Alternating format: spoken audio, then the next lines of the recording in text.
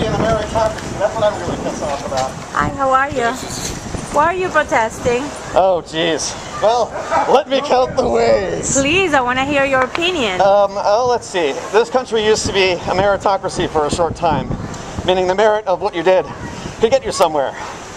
And unfortunately, with the co-option of our government through greed in corporations, controlling our Supreme Court, turning corporations into people, into persons, giving them personhood, is basically destroying our country.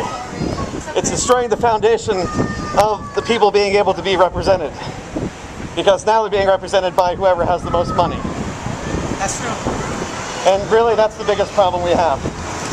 And it goes back to a Supreme Court ruling called Buckley versus Vallejo, where it was established in the court briefing notes, not actually in the document that came out of the ruling, but in the notes, in the footnotes, it said that corporations have basically personhood, and therefore they're entitled to rights in the Constitution. As if they were a person. Yes, and that goes back about 100 years. Those people that are corporations having more rights than us, real people. Yeah, because they have more money, and money has also been called speech, according to Citizens United, the last year's Supreme Court ruling.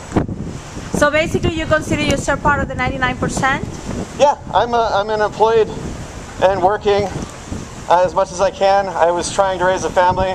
I got laid off last year because of my industry. I got rehired when the money started flowing again, but they turned it off and on like a spigot for us.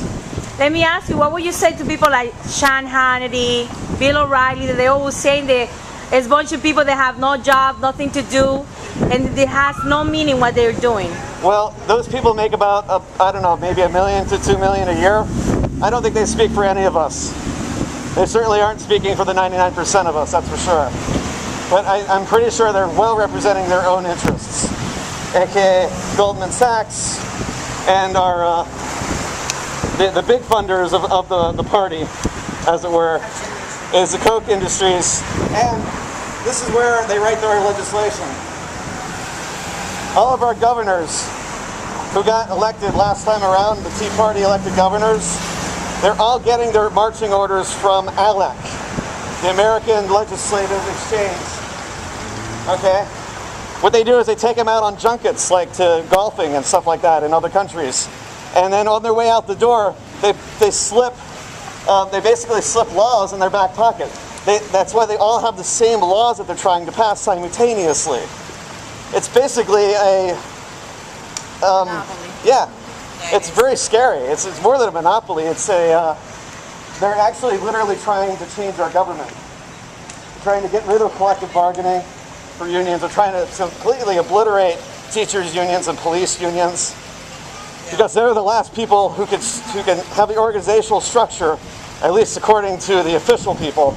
Although we have an organizational structure that has never been seen, and this is what Occupy is all about.